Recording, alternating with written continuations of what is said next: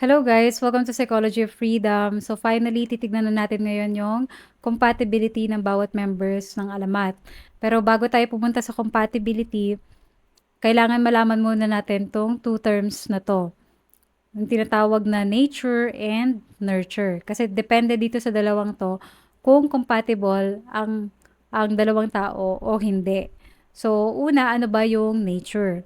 Yan yung personality type natin. So 'di ba? INTP, ENTJ, INFP, ISFP.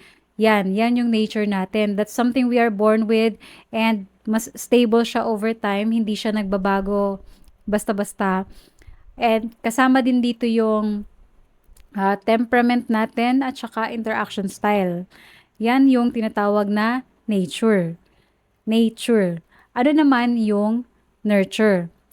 Ito yung mga nangyari sa atin in the past experiences natin, type of parenting na na-receive natin, environment na kinalakihan natin, yung culture natin, etc. So, dito din nabubuo yung mga patterns natin, mga egoic patterns natin. Dito rin malalaman kung subconscious develop ba tayo or unconscious develop, gaano ka-integrated yung four sides of the mind natin. And itong nurture, pwede siyang magbago depende sa growth and life experiences natin. So, yan yung nurture. So, pag-iisipin mo, we're very similar in terms of our nature, personality type. Parang same tayo ng wiring ng brain. Pero at the same time, we're also very different dahil sa tinatawag nating nurture. So, no two persons have the same experience, the same parenting, the same environment and culture. 'Di ba? So, yung nurture, ito yung nagpapa-unique sa atin. So, what makes up the whole self? Itong nature, nurture, and yung level ng integration ng four sides of the mind natin. That's what makes up the whole self. So, ayan. I-rundown muna natin bawat personality type nila. Let's start with Taneo. So, di ba si Taneo, we typed him as an INFJ.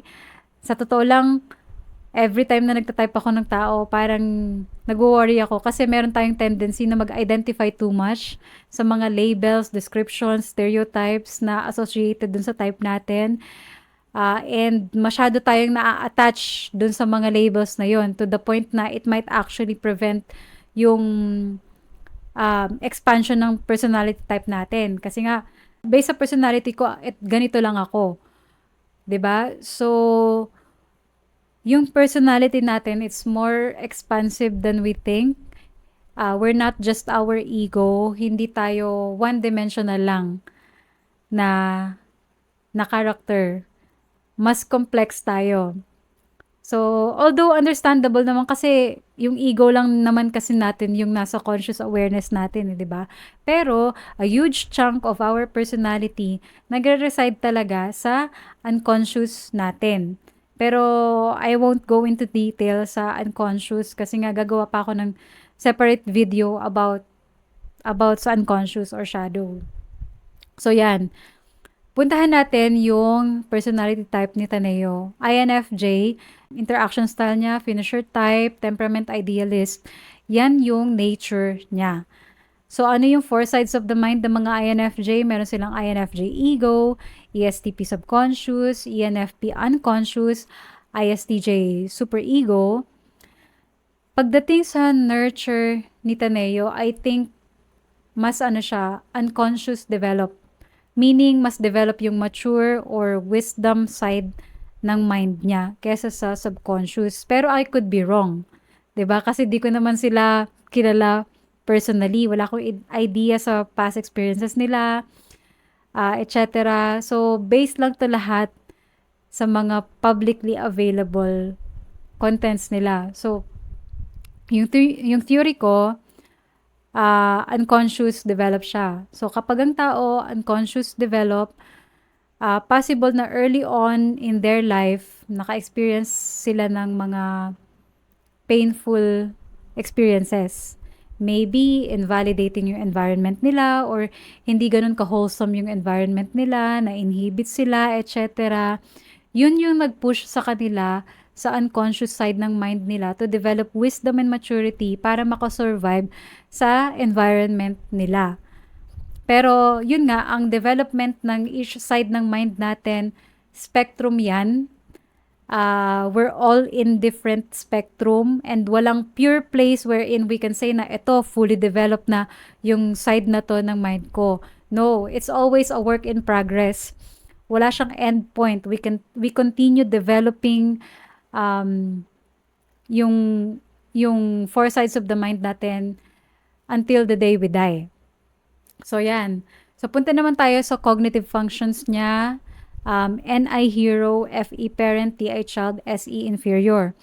So itong mga terms na to, yung hero, parent, child, inferior, ang tawag dyan, cognitive attitudes. Ito yung kung paano nagbe-behave yung cognitive functions natin. So the hero acts like a hero, it saves the day, effortless sa kanya yon. Yung parent naman acts like a parent, parang feeling niya responsibility niya yon. Yung child, may pagka-immature pero dito nag-exist yung innocence natin, 'di ba? And yung inferior, yan yung sensitive na part sa psyche natin.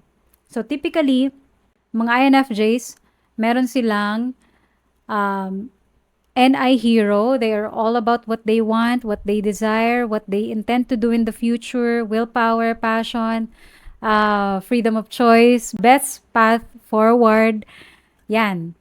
FE parent naman, aware sila sa feelings ng ibang tao, which makes them caring, empathetic, self-sacrificing or self-deprecating. Madali rin silang mag-guilty. Diba?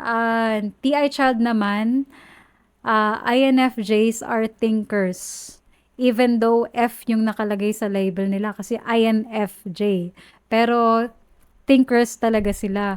TI din is all about original thinking. They can think for themselves. TI then is all about logic, true false judgment, problem solving. Yan. So, last na cognitive function niya is yung SE inferior.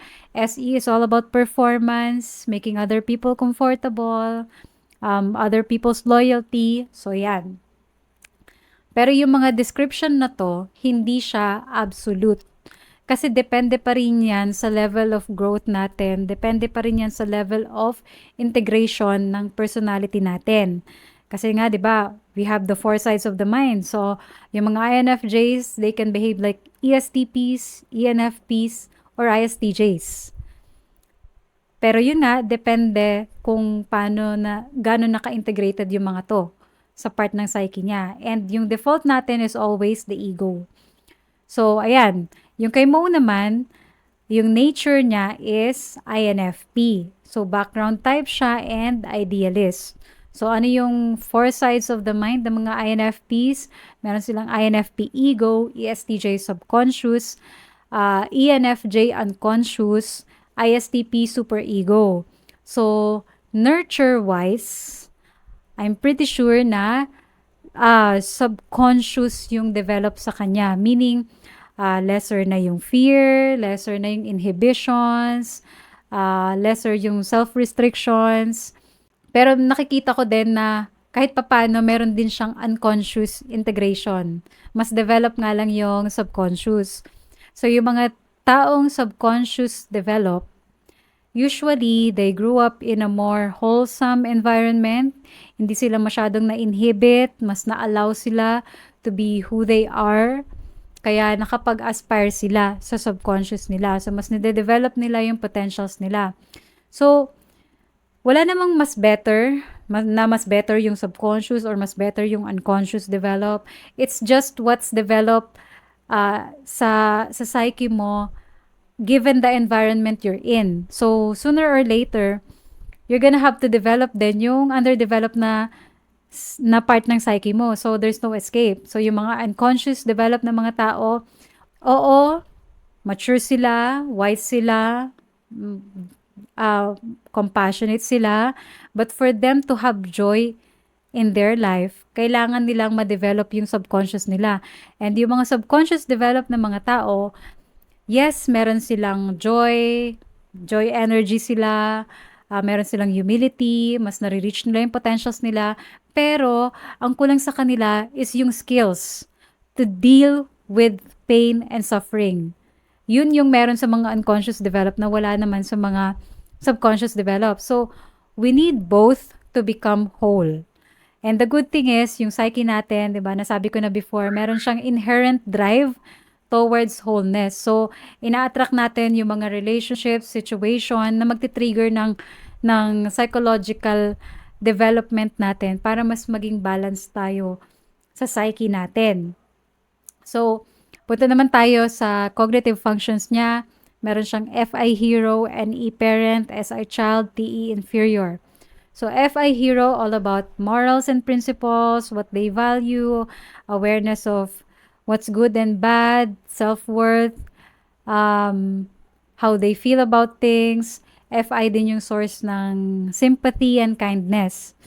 NE parent naman, um, all about what other people want and desire. So they are aware of that. So they give freedom of choice as a result. Aware din sila sa what ifs, what might happen, consequences, possibilities. That's why ang mga NE users, they are very original kasi aware sila sa mga possibilities. And yung combination ng FI and NE makes them innovative pagdating sa philosophy or sa art. Yan. SI child, all about duty, obligation, endurance, self-discipline, comfort, and they act based on what they should do instead of based on what they want. And yung last is yung TE, all about achievement and status. So next, si Jao, INTP, background type, intellectual. Yan yung nature niya. Ano yung four sides of the mind ng mga INTP? Meron silang ESFJ, subconscious, ENTJ, unconscious, INTP, ego, and ISFP, superego. So, yung nature naman ni Jao, I think same with Mo, subconscious develop. So, ano yung cognitive functions ng mga INTP? Meron silang TI hero, NE parent, SI child, FE inferior. So, TI hero, they are all about what they think. They're very logical, very truth-oriented, all about causation, true-false judgment. They are very original with what they think. NE parent naman, same with Mo, they want to be original, aware sila sa mga possibilities, what ifs, future ng ibang tao, intentions ng ibang tao. So yan, yung combination naman ng TI and NE makes them very innovative pagdating sa technology and even sa art. So SI child, pareho din sa nasabi ko before, self-discipline, endurance, comfort, predictability, yan. FE inferior naman is all about what other people feel. So, din naman kay Tomas. Si Tomas naman is an ENFP, starter type, mataas yung energy nila, always in the beginning. And idealist din siya. Yan yung nature niya. Ano yung four sides of the mind ng mga ENFP? Meron silang ENFP ego, ISTJ subconscious, INFJ unconscious, ESTP superego. Yung nurture naman ni Tomas, I think same kay Taneo, mas naglilin sa unconscious. So yan. Ano yung cognitive functions ng mga ENFP? Meron silang NE hero, FI parent, TE child, SI inferior. So basically, the same sa cognitive functions ni Mo, magkaiba lang siya ng arrangement. Magkaiba lang yung cognitive attitude. So, NE, alam na natin, all about being original, all about possibilities, what ifs, what might happen, intentions and future ng ibang tao. Pero nasa hero slot siya. Ibig sabihin, it's more optimistic, it's always on. Pag parent function kasi mas pessimistic, medyo mas may pessimism siya. Tapos, FI parent, all about morals, principles, values, good and bad judgment. TE child, aware sa thoughts and thinking ng ibang tao, all about achievement, status, yan. And then yung SI inferior, it's all about his own experiences, own comfort. Yan. So, medyo paulit-ulit na, di ba? So, sino pa? Yung kay RG naman. Ang nature ni RG, ISFJ. So, background type siya. Guardian, yung temperament niya. Yan yung nature niya. So, ang mga ISFJ, meron silang ISFJ ego, ENTP subconscious, ESFP unconscious, INTJ super ego. Ano yung nurture naman ni RG? Obviously, subconscious developed din siya. So, ano yung mga cognitive functions ng mga ISFJ? Meron silang SI hero, FE parent, TI child, NE inferior. So, same sa dinescribe ko kanina na mga cognitive functions, halos pare-pareho lang, magkakaiba lang ng attitude again. So, SI hero, all about endurance, all about discipline, loyalty, comfort and predictability, safety. ISFJs, mga SI hero, they like routine, mataas yung long-term memory nila. And then FE parents, same kay Taneo, aware sa feelings ng ibang tao, which makes them very caring, very self-deprecating, and self-sacrificing. TI child naman, they are thinkers, all about true, false, judgment, logic, problem solving. Any inferior, aware sila sa mga possibilities and consequences, pero double down yung pessimism ng inferior function. Yan. So, kay Alas naman, ISTP siya, finisher type, artisan, yan yung nature niya. Ano ang four sides of the mind ng mga ISTP? Meron silang ISTP ego, ENFJ subconscious, ESTJ unconscious, INFP superego. So, nurture-wise, tingin ko unconscious develop din siya with integration din ng subconscious. So, parang kahit pa medyo similar kay Mo, 'di ba? Cognitive functions ng mga ISTP, TI hero, SE parent, NI child, FE inferior. So same lang sa cognitive functions ni Taneo, magkaiba lang again ng arrangement. So TI hero siya, he's all about what he think, true false judgment, original thinking, problem solving, causation, logic. So same kay Jao, pareho silang TI hero, although yung intelligence ni Alas is mas naka-attach sa physics or sa physical realm. While yung kay Jao naman is more on metaphysical. So, SE parent, hyper-aware sa physical environment, sa reaction ng ibang tao, all about performing, giving other people a good experience, making other people comfortable. Yan. NI child, aware sa wants and desires nila. Sarili nilang wants and desires. Aware din sa sarili nilang future, all about yung intention nila, passion, freedom to do what they want. FE inferior, all about other people's feelings. So, yan, punta na tayo dun sa mismong compatibility. Una, ano ba yung purpose ng compatibility? Kailangan natin itong mga compatible relationships para sa psychological wholeness natin, psychological development. Yan yung purpose ng compatibility. Pero paano tayo nagiging compatible? Pag meron siyang quality sa psyche niya na wala ka and meron ka ding quality sa psyche mo na wala naman siya, yan yung tinatawag na compatibility. Kumbaga, you feed off of each other. Pero ang goal, hindi para maging dependent tayo sa kanila or i-outsource natin yung personality natin sa kanila, kundi i-cultivate yung mga qualities na meron sila within ourselves to make us more complete. Medyo mahirap siyang intindihin kasi hindi ko pa na-discuss yung shadow or unconscious, pero ganun siya nag-work. So, pwede tayong maging compatible sa dalawang aspect. Pwede tayong maging compatible sa nature natin or sa nurture. Nung una kasi akala ko, pag compatible tayo in terms of nature, enough na yon. pag compatible tayo in terms of our personality, enough na yun. Pero hindi pala. Hindi natin pwedeng tanggalin yung nurture na component. So, papakita ko kung paano tayo nagiging compatible sa nature and sa nurture natin. So, start tayo kila Tomas at RG. Pag tinignan natin yung nature nila, yung personalities nila, meron silang emotional compatibility. FE to FI, TE to TI.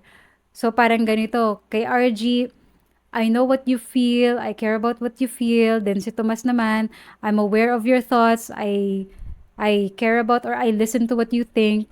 So walang conflict.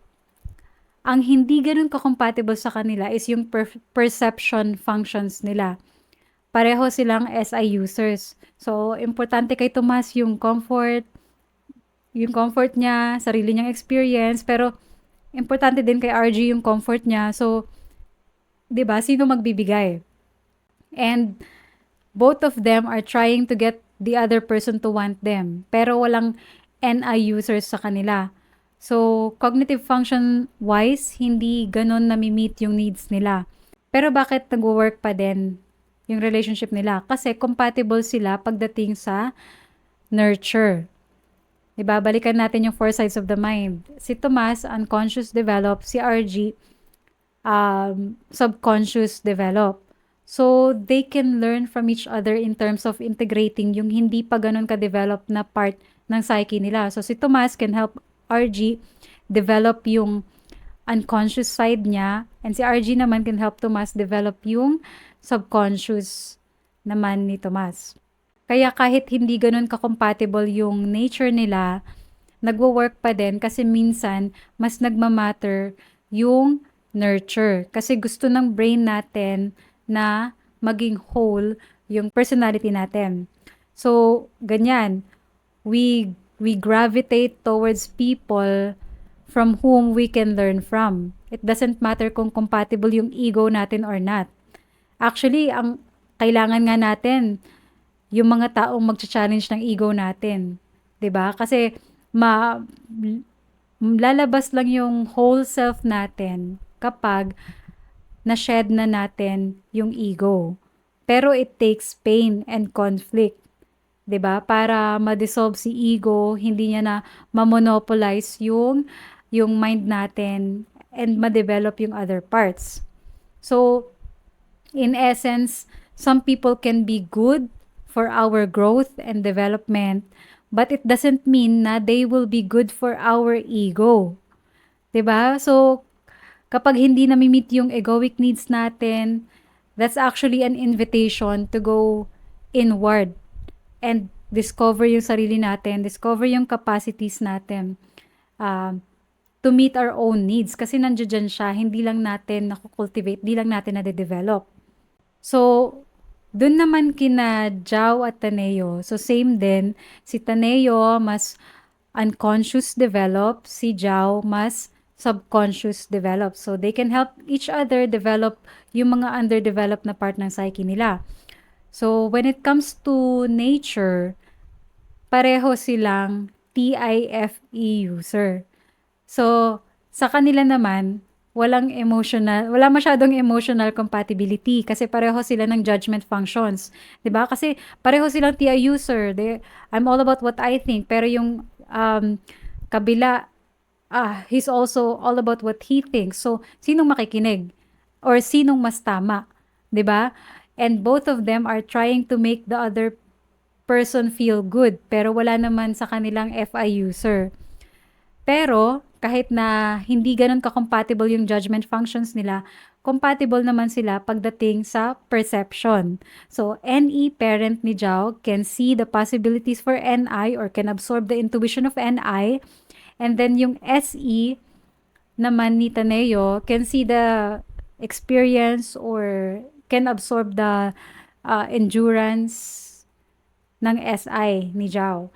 So, parang ganun siya nag-work. Yung last naman kay Mo at saka kay Alas, same thing. Si Mo, subconscious develop, while si Alas, unconscious develop. And both of them, I think parang nag-start na i-develop yung iba pang parts ng mind nila So, parang they're going towards a more balanced psyche. Ang interesting dito, based sa nature nila, highly compatible din sila. So, kung makita nyo, di ba, FE absorbs FI, yung morals and values ni Mo. TE absorbs TI, yung thinking ni Alas. NE provides freedom of choice. NI wants and desires ni Alas. And SE makes SI comfortable.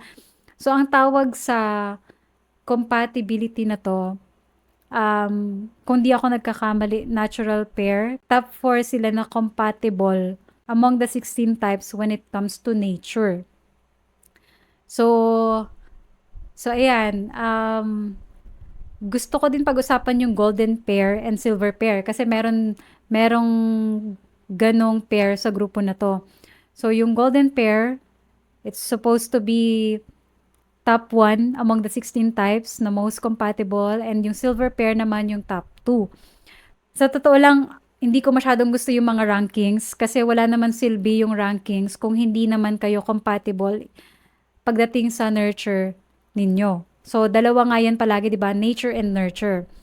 Pero, i-ano na rin natin, i-mention na rin natin. So, sinong golden pair sa kanila? Si Tomas tsaka si Taneo. So, top 1 sila among the 16 types based on nature. Pero yung nurture kasi nila, hindi ganoon ka-compatible. Pareho silang unconscious develop. Pero still, compatible pa rin sila pagdating sa nature. Bakit? Kasi kung makikita nyo yung cognitive functions nila, di ba, super easy. Barely an inconvenience. Nagmi-meet lang straight across yung cognitive functions nila. Walang masyadong interference. So, NE gives NI freedom of choice. FE cares about FI, cares about what FI feels. TE listens to TI. SE makes SI comfortable. So, sabi nga nila, itong kind ng relationship na to, para silang, parang they can read each other like a book. So, ganyan. Paano naman yung silver pair? Ang silver pair sa kanila, si Taneo at saka si Mo. So, ganun din, highly compatible, yung nature nila, pareho sa golden pair, wala masyadong obstruction, interference. Meron lang konting difference. Kasi, FE respects the FI hero. Kasi hero yan eh, di ba? So, FE parent looks up to the hero. And ganun din naman, NE parent look up to the NI hero. So, parang there's respect. And yung child function nila takes care of each other's inferior. Yung sensitive part ng soul nila, ng psyche nila. So, ayan, yan yung compatibility. I don't want to go too much into detail kasi nga these are just theories based on their public persona. So, ayun, bottom line, compatible or not, if we attracted any relationship into our lives, ang purpose nyon is for our psychological expansion. Either through healing yung mga emotional wounds natin in childhood, i-reflect nila yun sa atin, or we integrate yung parts ng psyche natin na sinupress natin. And yun nga, i-reflect din nila yun. So, yung psychological expansion, it always comes with pain. Yan yung reality. We will not be comforted into growth. So, yan. In essence, yan yung compatibility. Thank you so much for listening and watching. Sana may napulot kayo. Medyo komplikado yung 4 sides of the mind and personality archetypes. Pero anyway, thank you. See you sa next video.